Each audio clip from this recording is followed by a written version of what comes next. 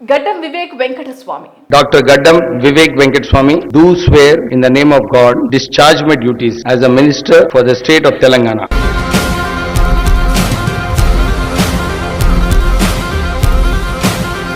Chennur MLA గడ్డం వివేక్ కు ఎట్టకేలకు మంత్రి పదవి వచ్చింది. స్థానిక కాంగ్రెస్ నేతలతో సయోధ్య లేదని వార్తలు వచ్చినప్పటికీ కూడా వివేక్ కు అమాత్య యోగం వరించింది.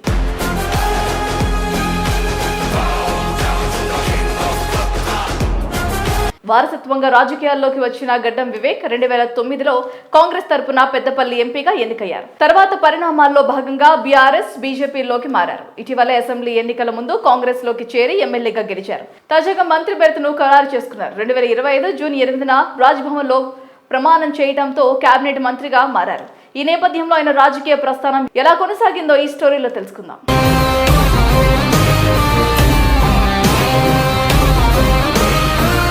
వారసత్వంగా రాజకీయాల్లోకి వచ్చిన వివేక్ వెంకటస్వామి సుదీర్ఘ కాలంగా ప్రజా జీవితంలోనే ఉన్నారు. 2009లో కాంగ్రెస్ తరపున పెద్దపల్లి పార్లమెంట్ సభ్యునిగా పోటీ చేసి ఎన్నికయ్యారు. తెలంగాణ ఉద్యమ సమయంలో 2013 జూన్లో అప్పటి తెలంగాణ రాష్ట్ర సమితి పార్టీలో చేరగా సరిగ్గా ఎన్నికల సమయంలో 2014లో టీఆర్ఎస్ నుంచి మళ్ళీ కాంగ్రెస్లో చేరి పోటీ చేసి ఓడిపోయారు. తర్వాత మళ్ళీ 2016లో తిరిగి గులాబీ గూటికి చేరారు.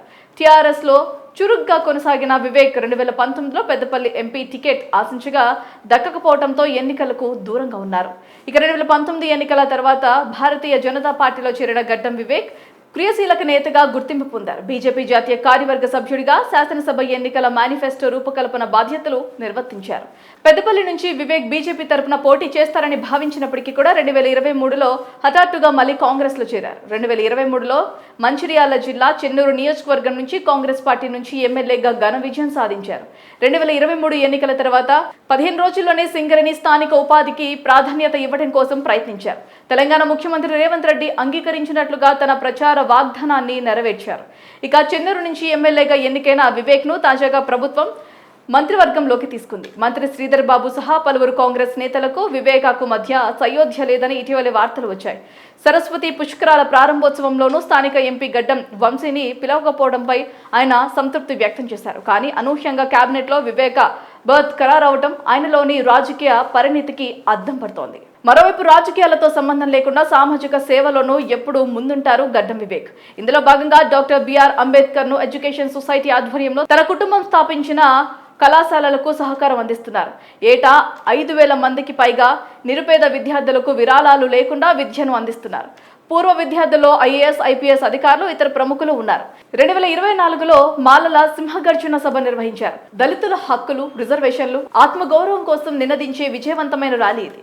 లక్షలాది మంది మద్దతుదారులు హాజరై సామాజిక నాయకత్వం పట్ల తమ నిబద్ధతను వెల్లగక్కారు. Gaddam Vivek Venkateswamy. Dr. Gaddam Vivek Venkateswamy do swear in the name of God discharge my duties as a minister for the state of Telangana.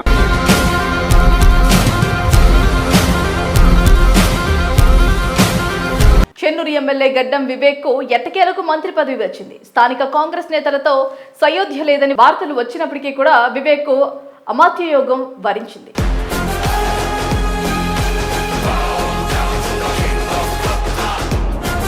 వారసత్వంగా రాజకీయాల్లోకి వచ్చిన గడ్డం వివేక్ 2009లో కాంగ్రెస్ తరపున పెద్దపల్లి ఎంపీగా ఎన్నికయ్యారు. తర్వాత పరిణామాల్లో భాగంగా బీఆర్ఎస్ బీజేపీలోకి మారారు. ఇటీవల అసెంబ్లీ ఎన్నికల ముందు కాంగ్రెస్ లోకి చేరి ఎమ్మెల్యేగా గెలిచారు. తాజాగా మంత్రి బెర్త్ను ఖరారు చేసుకున్నారు. 2025 జూన్ 8న రాజ్భవన్ లో ప్రమాణం చేయడంతో కేబినెట్ మంత్రిగా మారారు. ఈ నేపథ్యంలో ఆయన రాజకీయ ప్రస్థానం ఎలా కొనసాగిందో ఈ స్టోరీలో తెలుసుకుందాం.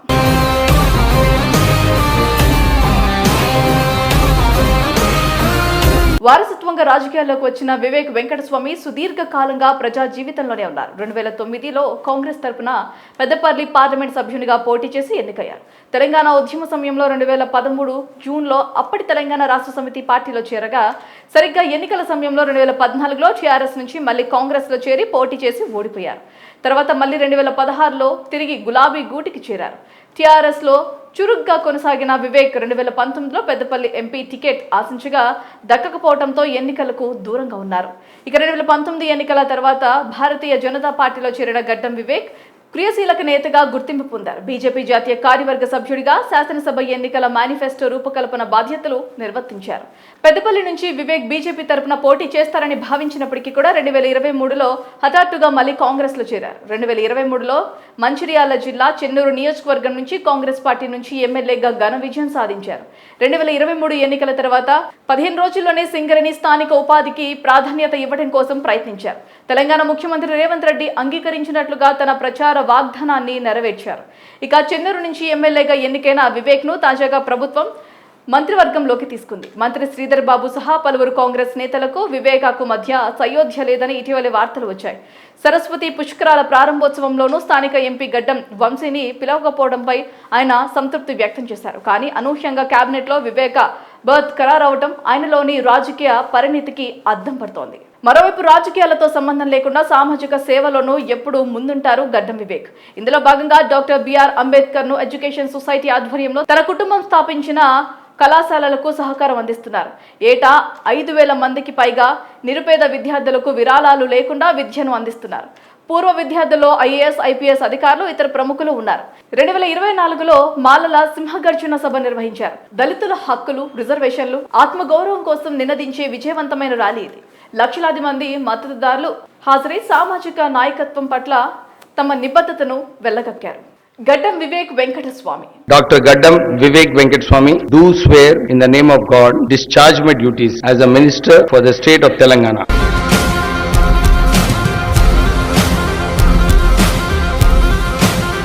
చెన్నూరు ఎమ్మెల్యే గడ్డం వివేక్ కు ఎట్టకేలకు మంత్రి పదవి వచ్చింది. స్థానిక కాంగ్రెస్ నేతలతో సయోధ్య లేదని వార్తలు వచ్చినప్పటికీ కూడా వివేక్ కు అమాత్యయోగం వరించింది.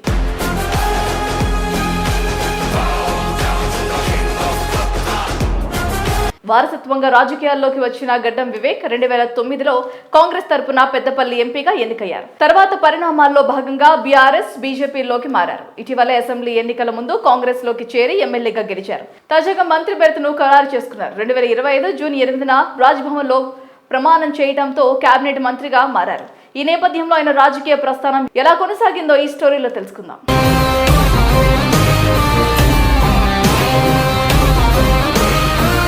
వారసత్వంగా రాజకీయాల్లోకి వచ్చిన వివేక్ వెంకటస్వామి సుదీర్ఘ కాలంగా ప్రజా జీవితంలోనే ఉన్నారు. 2009లో కాంగ్రెస్ తరపున పెద్దపల్లి పార్లమెంట్ సభ్యునిగా పోటీ చేసి ఎన్నికయ్యారు. తెలంగాణ ఉద్యమ సమయంలో 2013 జూన్లో అప్పటి తెలంగాణ రాష్ట్ర సమితి పార్టీలో చేరగా సరిగ్గా ఎన్నికల సమయంలో 2014లో టీఆర్ఎస్ నుంచి మళ్లీ కాంగ్రెస్ లో చేరి పోటీ చేసి ఓడిపోయారు. తర్వాత మళ్లీ 2016లో తిరిగి గులాబీ గూటికి చేరారు. టీఆర్ఎస్ లో చురుగ్గా కొనసాగిన వివేక్ 2019లో పెద్దపల్లి ఎంపీ టికెట్ ఆశించగా దక్కకపోవడంతో ఎన్నికలకు దూరంగా ఉన్నారు. ఇక 2019 ఎన్నికల తర్వాత భారతీయ జనతా పార్టీలో చేరిన గడ్డం వివేక్ క్రియాశీలక నేతగా గుర్తింపు పొందారు. బీజేపీ జాతీయ కార్యవర్గ సభ్యుడిగా శాసనసభ ఎన్నికల మేనిఫెస్టో రూపకల్పన బాధ్యతలు నిర్వర్తించారు. పెద్దపల్లి నుంచి వివేక్ బీజేపీ తరపున పోటీ చేస్తారని భావించినప్పటికీ కూడా 2023లో హఠాత్తుగా మళ్లీ కాంగ్రెస్ లో చేరారు. 2023లో మంచిర్యాల జిల్లా చెన్నూరు నియోజకవర్గం నుంచి కాంగ్రెస్ పార్టీ నుంచి ఎమ్మెల్యేగా ఘన విజయం సాధించారు. 2023 ఎన్నికల తర్వాత 15 రోజుల్లోనే సింగరేణి స్థానిక ఉపాధికి ప్రాధాన్యత ఇవ్వడం కోసం ప్రయత్నించారు. తెలంగాణ ముఖ్యమంత్రి రేవంత్ రెడ్డి అంగీకరించినట్లుగా తన ప్రచార వాగ్దానాన్ని నెరవేర్చారు. ఇక చెన్నూరు నుంచి ఎమ్మెల్యేగా ఎన్నికైన వివేక్ ను తాజాగా ప్రభుత్వం మంత్రివర్గంలోకి తీసుకుంది. మంత్రి శ్రీధర్ బాబు సహా పలువురు కాంగ్రెస్ నేతలకు వివేకాకు మధ్య సయోధ్య లేదని ఇటీవల వార్తలు వచ్చాయి. సరస్వతి పుష్కరాల ప్రారంభోత్సవంలోనూ స్థానిక ఎంపీ గడ్డం వంశీని పిలవకపోవడంపై ఆయన సంతృప్తి వ్యక్తం చేశారు. కానీ అనూహ్యంగా కేబినెట్ లో వివేక బర్త్ ఖరారవడం ఆయనలోని రాజకీయ పరిణితికి అద్దం పడుతోంది. మరోవైపు రాజకీయాలతో సంబంధం లేకుండా సామాజిక సేవలోనూ ఎప్పుడూ ముందుంటారు గడ్డం వివేక్. ఇందులో భాగంగా డాక్టర్ బిఆర్ అంబేద్కర్ ను ఎడ్యుకేషన్ సొసైటీ ఆధ్వర్యంలో తన కుటుంబం స్థాపించిన కళాశాలలకు సహకారం అందిస్తున్నారు. ఏటా 5,000 మందికి పైగా నిరుపేద విద్యార్థులకు విరాళాలు లేకుండా విద్యను అందిస్తున్నారు. పూర్వ విద్యార్థుల్లో ఐఏఎస్, ఐపీఎస్ అధికారులు, ఇతర ప్రముఖులు ఉన్నారు. 2024లో మాలల సింహగర్జన సభ నిర్వహించారు. దళితుల హక్కులు, రిజర్వేషన్లు, ఆత్మగౌరవం కోసం నినదించే విజయవంతమైన ర్యాలీ ఇది. లక్షలాది మంది మద్దతుదారులు హాజరై సామాజిక నాయకత్వం పట్ల తమ నిబద్ధతను వెల్లగక్కారు.